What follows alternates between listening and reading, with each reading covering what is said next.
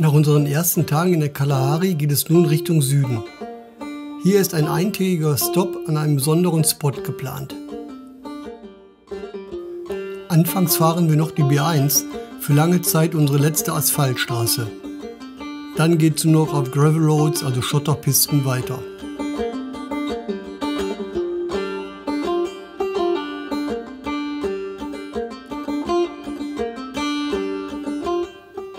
Hallo, willkommen zu einer weiteren Folge oder Episode aus Namibia. Wir sind jetzt hier im Köcherwald, etwas nordöstlich von Koopmanshoop. Und das sind im Prinzip zwei große Bereiche hier. Einmal dieser Wald, der übrigens natürlich gewachsen ist. Und 5 Kilometer weiter Richtung Osten gibt es die Giant Rocks. Diese beiden Felder werde ich heute fotografisch bearbeiten. Wir sind jetzt kurz vor der goldenen Stunde. Das ist genau die richtige Zeit für diese Bäume und auch für diese Giant Rocks später. Die Felsen, das werdet ihr später noch sehen, die sind eher so rötlich gefärbt, ein bisschen mit Schwarz durchsetzt. Ja, und die Köcherbäume, ihr seht es ja, so Ockerfarben, Gelbtöne, ein wunderbarer Kontrast zum blauen Himmel. Die Dichte, die ist ungewöhnlich hoch hier von den Bäumen. Meistens wachsen die so alleine und bilden gar nicht so einen Wald wie hier. Also ist schon ein ungewöhnlicher Platz. Und ja, da lacht das Fotografenherz.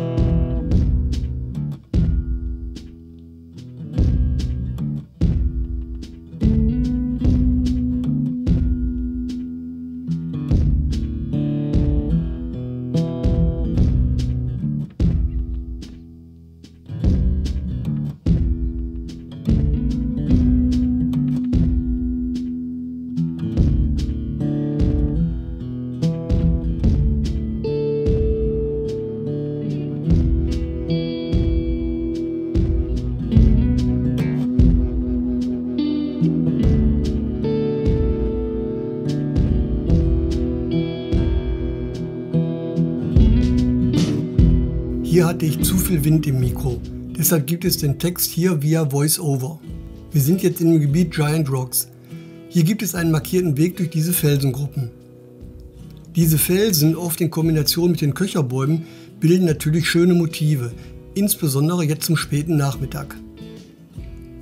Es ist aber nicht ganz einfach, eine gute Komposition zu finden. Alles wirkt sehr chaotisch. Man muss sich hier wirklich auf kleine Ausschnitte konzentrieren. Bei der Suche wirklich den eigenen Bildausschnitt verengen. Zu Anfang bin ich auf so eine Felsengruppe rauf und habe hier versucht, ein Panorama zu erstellen. Aber da erkennt man alles und nichts. Also, hier meine Favoriten.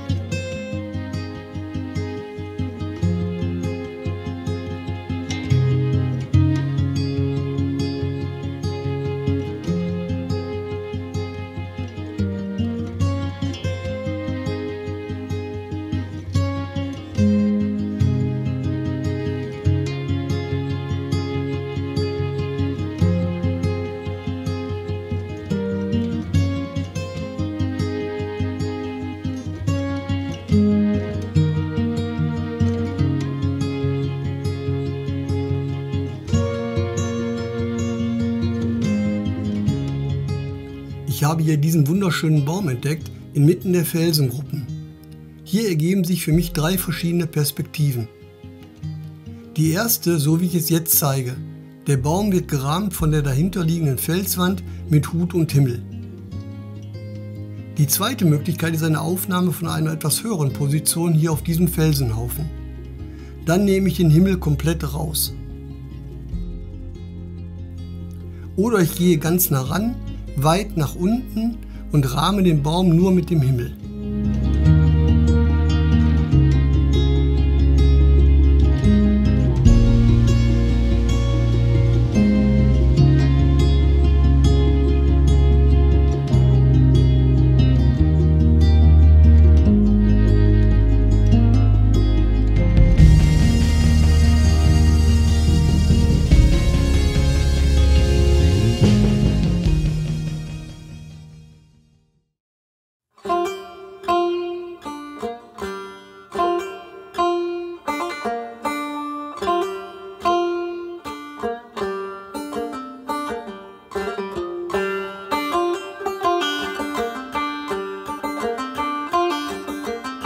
Heute geht es von Keetmanshoop zum Fish River Canyon und wir haben eine Nebenstrecke gewählt.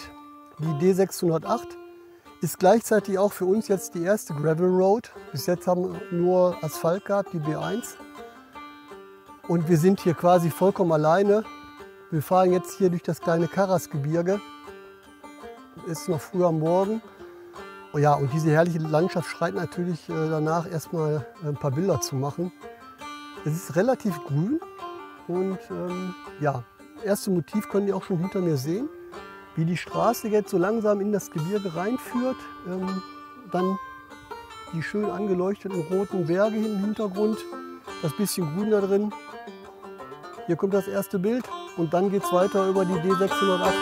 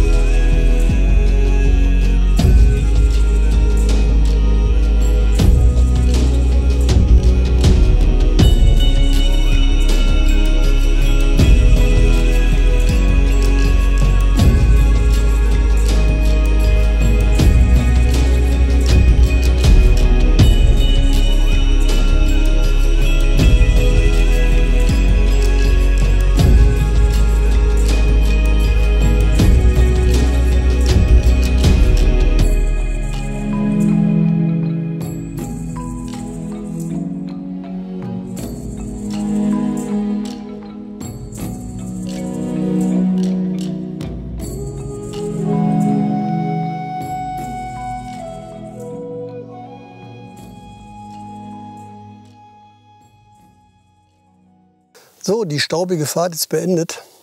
Wir sind jetzt an unserer Lodge im Fish River Canyon angekommen.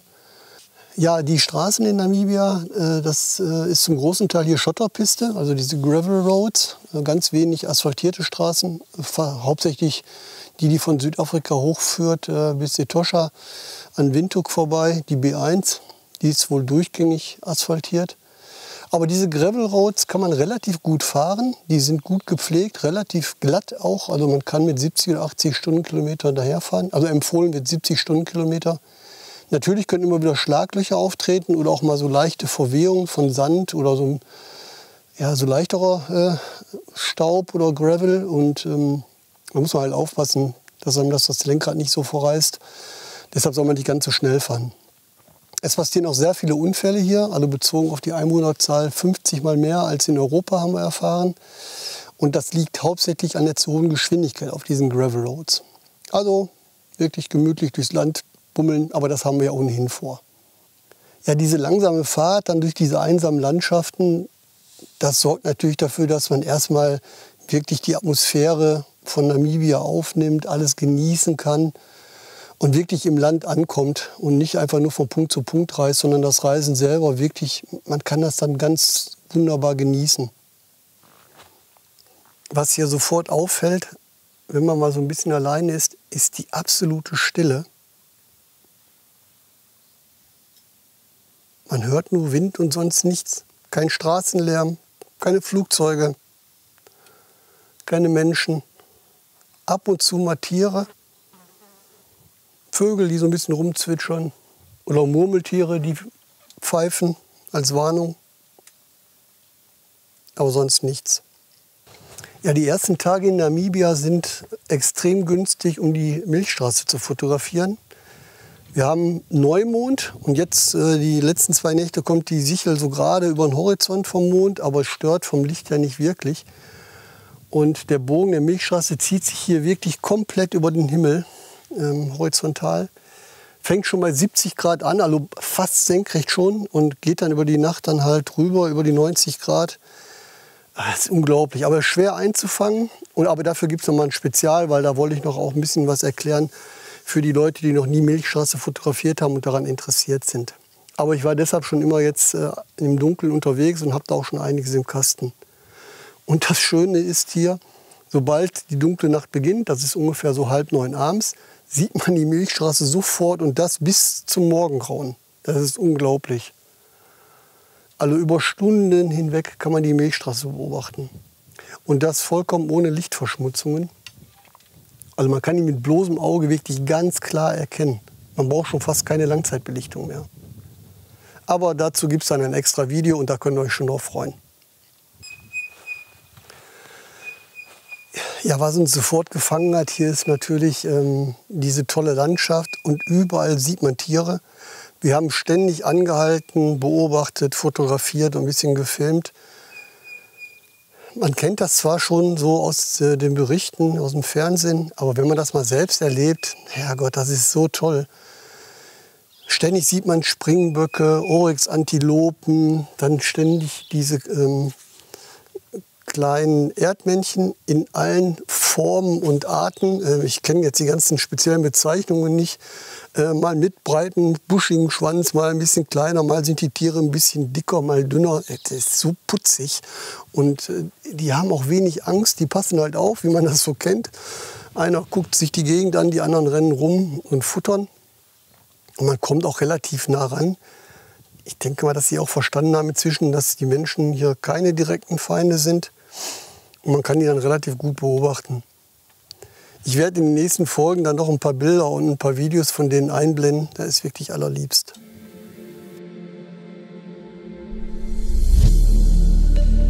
Ja, wir sind gestern hier gelandet. Wir waren abends hier noch auf dem Hausberg und haben den Sonnenuntergang fotografiert. Die Bilder blende ich euch mal kurz ein.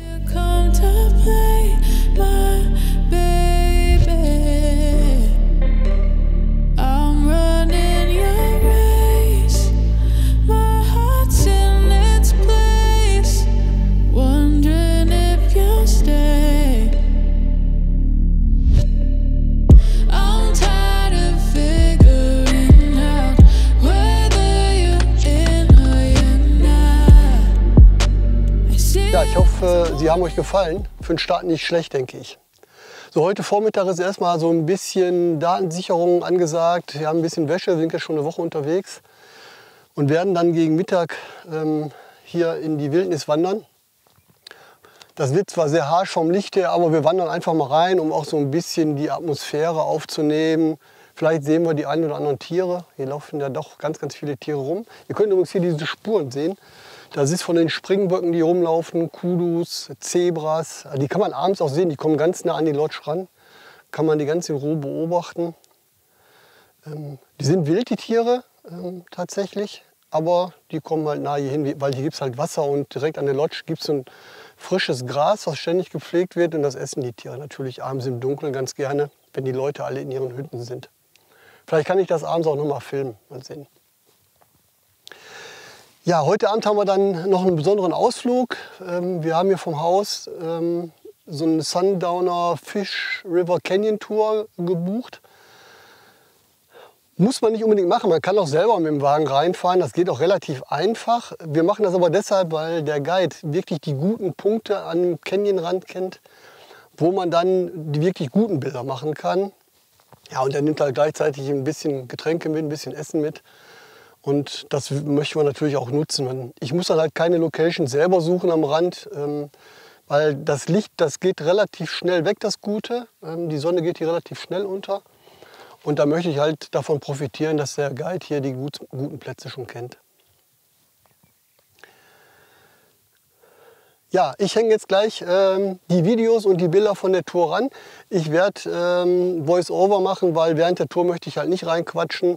Wir sind mit dem Guide allein unterwegs und das fände ich da ein bisschen unhöflich. Wir möchten halt die ganze Zeit auch mit ihm reden und auch davon profitieren, was er uns alles zu erzählen hat über die Geografie und Geologie dieses Landes. Das ist immer super interessant, weil die Leute, die kennen sich halt verdammt gut aus und sind geschult. Und das wollen wir natürlich auch gerne mitnehmen. Also, hier sind die Videos und die Bilder von unserem Ausflug in den Fish River Canyon.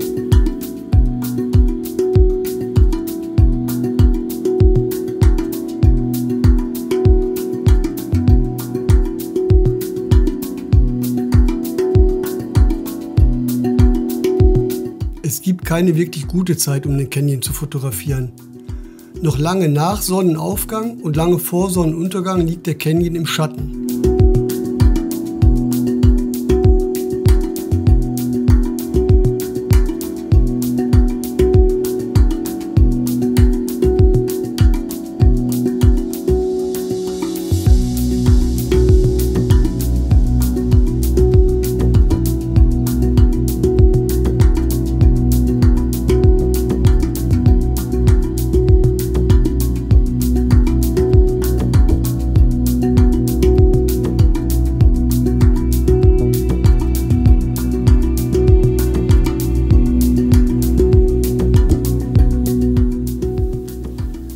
Ja, also allein das Fahren hier durch das Land ist schon ein Erlebnis für sich. Und da braucht man gar nicht jetzt immer das große Kino, also die ganzen kleinen Sachen, die man so am Wegesrand sieht und die Tiere. Das ist einfach toll, ist schon ein Erlebnis. Ja, damit schließe ich auch jetzt diese Folge. Ich wollte euch einfach mal mit dieser Episode einen Eindruck geben, wie das ist, wenn man durch dieses Land fährt. Hab ein bisschen viel Roadmovie jetzt drin. Ich hoffe, das war nicht zu langweilig. Aber um mal so ein Gefühl dafür zu bekommen, denke ich, ist das mal ganz ordentlich. Wenn euch das gefallen hat, gebt mir gerne ein Like. Wenn ihr die anderen Episoden sehen wollt, lasst mir gerne ein Abo da, falls nicht schon geschehen. Dann verpasst ihr keine Folgen von Namibia und dann gibt es auch wieder mehr Bilder. Also, bis zum nächsten Mal. Ciao.